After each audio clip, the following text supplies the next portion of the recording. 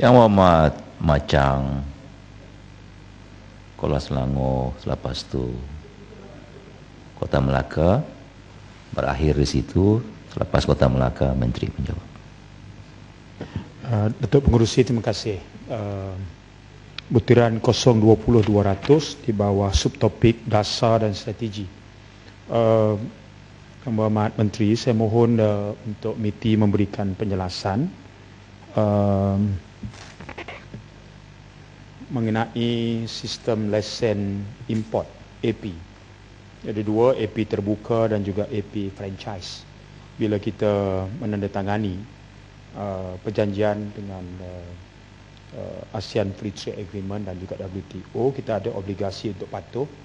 Saya minggu lepas bertanyakan soalan pagi kepada Yang Berhormat Menteri, dan memang Yang Berhormat Menteri ada memberi penjelasan, iaitu AP terbuka untuk kenderaan ini kita akan mansuhkan menjelang 2015, manakala AP franchise pula akan dimansuhkan pada tahun 2020.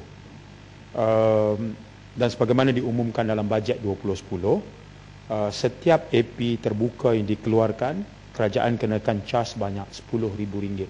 Sebelum daripada itu, kerajaan tak kenakan sebarang cas. Untuk itu, sebagai rekod, saya ingin bertanya kepada MITI, menjelang dimansuhkan, berapa sebenarnya jumlah AP yang dikeluarkan setiap tahun? Dan saya juga mohon disertakan senarai penerima, individu atau syarikat. Kemudian sejak kerajaan kenakan charge RM10,000 tadi tu, berapa revenue yang kerajaan kutip? Saya semak jawapan MITI terhadap soalan sahabat saya dari Pasir Salak bertarikh 29 bulan 10, soalan Kementerian Kewangan tapi berkaitan, ya, iaitu dia bertanyakan tentang kutipan terperinci cukai import, excise dan lain-lain jenis cukai daripada kereta import dan kereta dalam negara. Jawapan MITI ialah, jawapan Kementerian Kewangan adalah, bagi tahun 2010, duty import 0.6 bilion, duty excise 7.1 bilion, cukai jualan 2.5 bilion. Bagi kutipan tahun 2011 pula ialah duty import 0.7 bilion, duty excise 6.5 bilion dan cukai jualan 2.5 bilion. Bagi kedua-dua tahun ni, 2010 dan 2011, cukai jualan tak berubah, 2.5 bilion. Cukai duty import ada peningkatan 0.6 jadi 0.7, tapi duty excise ada penurunan 7.1 kepada 6.5 bilion. Jadi saya mohon jawapan apakah punca penurunan kutipan duty excise kenderaan ini. Yang saya faham, jika kenderaan CBU yang kita import, ada 3 implikasi cukai: duty import, duty excise dan cukai jualan. Bagi kereta tempatan, duty excise dan cukai jualan. Yang Berhormat Datuk Pengerusi, idea apabila Pakatan Rakyat menganjurkan agar duty excise ini diturunkan secara berperingkat ialah bagi menurunkan harga kereta, kerana asasnya ialah 80% daripada pendapatan rakyat negara kita dihabiskan untuk bayar ansuran kenderaan, ansuran rumah, bahan api dan makanan. Hasilnya pendapatan boleh guna atau disposable income dengan izin menjadi kurang. Option yang ada ialah rakyat berhutang. Akibatnya hutang isi rumah di negara kita tinggi. Ianya lebih daripada 600 bilion ringgit hutang isi rumah. Kalau rakyat terpaksa terperangkap dalam putaran ganas hutang yang meningkat, kemudian disposable income semakin mengecil, dan sumber yang menyumbang kepada disposable income yang semakin kecil antaranya adalah ansuran kenderaan yang tinggi. Ansuran kenderaan tinggi kerana harga kereta tinggi. Harga kereta tinggi kerana cukai yang tinggi. Sebab itu, kalau dikurangkan secara berperingkat, ini membantu meringankan beban rakyat dan sekaligus menambahkan disposable income. Sebuah kenderaan Myvi keluar dari kilang, sekitar 25,000 kosnya. Tapi kerana dikenakan duty excise yang tinggi dan cukai jualan, harga di atas jalan menjadi RM50,000. Dia ambil pinjaman bank 9 tahun, dia kena bayar RM500 setiap bulan. Dan jika sekiranya kita kurangkan duty excise, harga kereta menjadi lebih rendah dan rakyat mungkin membayar RM400 sebulan. Lebihan RM100 ini kita namakan disposable income dan dia boleh guna untuk kegunaan lain. Itu rasional yang kita cadangkan. Sebab itu walaupun jawapan terhadap soalan saya minggu lepas yang Berhormat Menteri memberikan jawapan yang panjang, namun ditegaskan bahawa excise duty 65 hingga 105% itu tidak akan diturunkan kerana ini menjejaskan revenue atau pendapatan negara. Jadi ada dua pertimbangan yang kerajaan mesti buat, iaitu berkorban mengurangkan revenue secara berperingkat ataupun mengekalkan harga kereta yang membebankan dan meningkatkan hutang isi rumah. Ini persoalan yang memerlukan sedikit lagi articulation daripada pihak kerajaan. Datuk Pengerusi, baru-baru ini MITI juga mengeluarkan satu kenyataan hasil kajian mengenai kos milikan kereta di Malaysia yang disebut antara terendah di ASEAN, iaitu harga kereta, minyak yang kerajaan bagi subsidi, akhirnya minyak dijual dengan murah, insurans dan cukai jualan.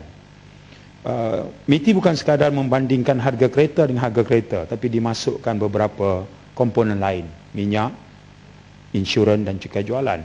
Tapi yang tak disebut dalam kajian MITI itu adalah, saya dipahamkan di Thailand ini, road tax bayar sekali je seumur hidup kereta tu. Dia tak bayar setiap tahun macam kita. Yang kedua, di Thailand, tol percuma, tak ada tol. Dan belum lagi ambil kira harga kereta dengan 9 tahun pinjaman, interest setiap tahun itu.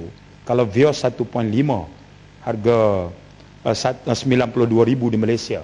Di Filipina harga 63,000. Tapi pinjaman 9 tahun dengan interest, tentulah harganya lebih daripada 92,000. Itu adalah kos meningkat kerana pinjaman bank. Itu bila kita bandingkan.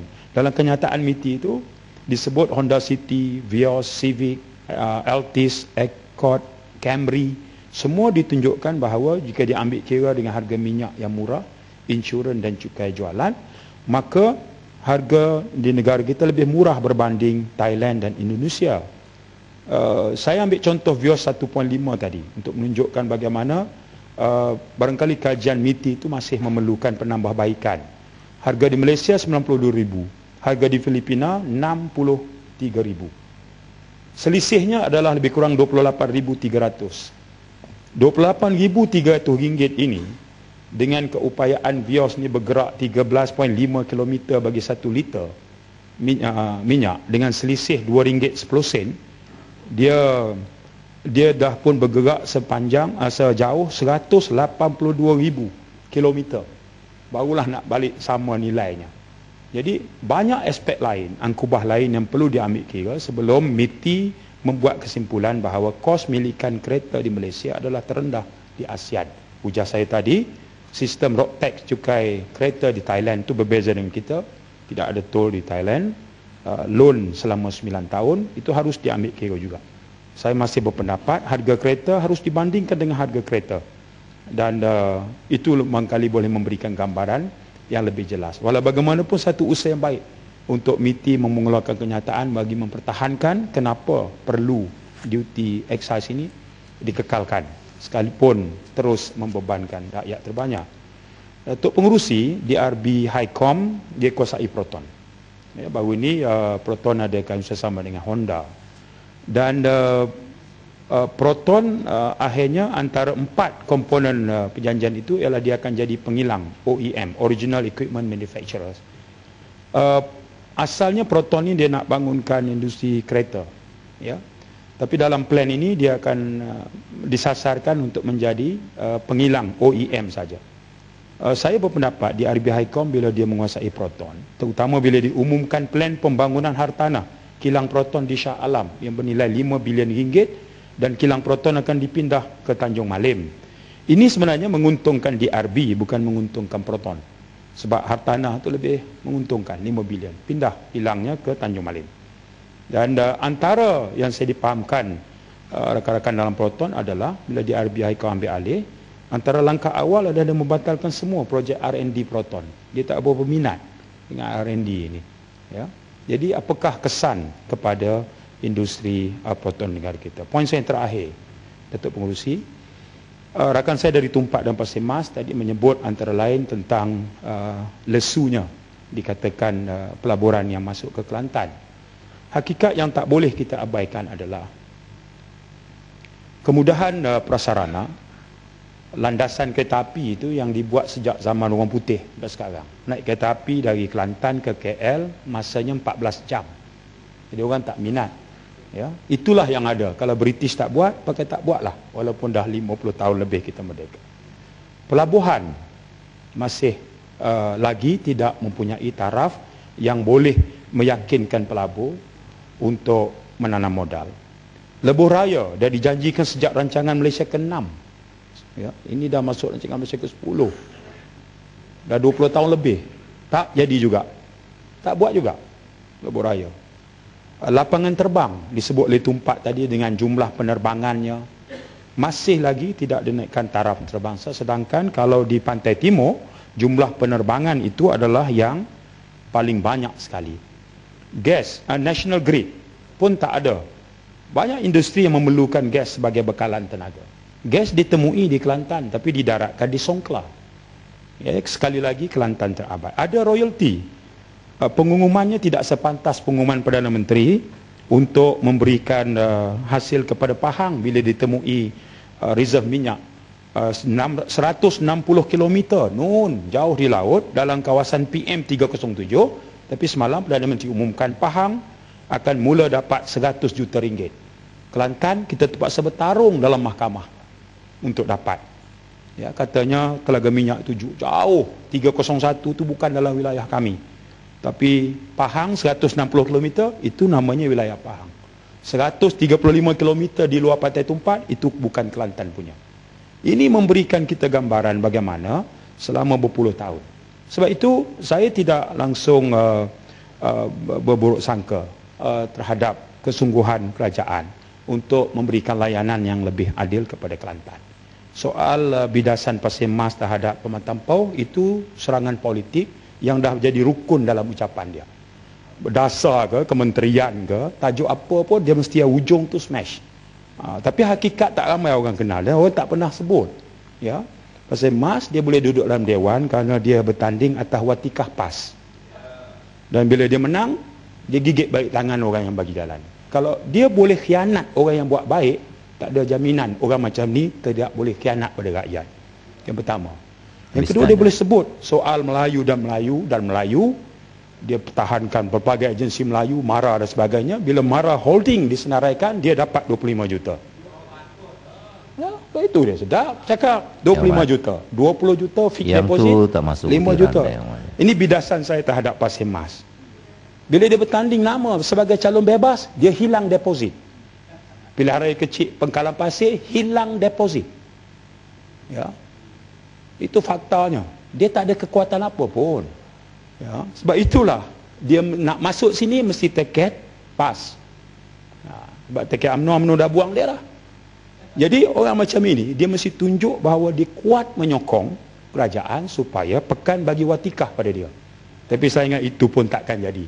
Dan riwayat dia akan tamat situ. Ya, soal impian Pematang Pau boleh jadi atau tidak, kita yakin Allah Ta'ala sebut tu'til mulka man tasya' wa tu'izzu man tasya' wa tuzillu man tasya' al-ayah. Kerja Allah Ta'ala lah naik dan turunkan seorang. Kerja Allah Ta'ala lah naik sebuah kerajaan dan turun sebuah kerajaan.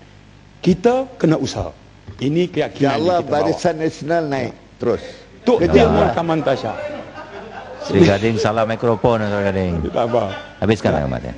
Tu'til mulka man tasya'. Dia sebut Allah Ta'ala kata kerja dia lah naikkan sebuah kerajaan dan turun sebuah kerajaan. Tak kira. Semua Allah sama naikkan Barisan Nasional. Sama. Itu ayat kena semua. Bukan kena, ini bukan soal ayat nak mengena. ayat untuk kita ambil pengajaran. Yalah, nak bercakap seolah-olah macam nak menunjukkan ke sini je. Semua tak. sama. Mengapa Semua ni? sama. Kita terima. Ya, Sami'na wa ta'na. Kita terima sama. Bila saya petik ni, Nak cakap berdirilah. Apa duduk? bila saya sebut, Betul. Ikutlah peraturan sikit. Ini bawah jawatan kuasa. Kita bercakap. Dah atas. tegur Tidak, dah, kita Muhammad. ikut Dah tegur betul-betul. dah. biar speaker tegur Ya. lah. Ya. Laga batu nanti jadi. Nak mengingatkan. Tak Speaker apa. sama-sama ingatkan. Ya, saya hormat tu. Duduk. Saya dah Ni floor tegur dah saya. banyak kali tegur. Ya, Muhammad. Lagi ganggu lagi banyak. Masa saya nak mendarat. Macam mana? Duduk. Sekejap. Speaker habiskan ya, Muhammad. Tuan Pengurusi Tak suruh boleh duduk. macam, Saya duduk. macam. Jet lag. Pasal balik Habis, dari ya. Paris. Duduk. 14 jam lagi duduk. Baik tu saya akhiri tadi sebagai Okey. ingatan kita bersama. Bersama. Betul. Bersama. Bersama. Ya. Bersama Ni kita ayat dengar. nak mengena. Baik tu Sri Gading dia faham walaupun dia ubah tempat. Tak apa. Ya. Itu kira-kira gitu. Datuk Pengurusi terima kasih. Assalamualaikum.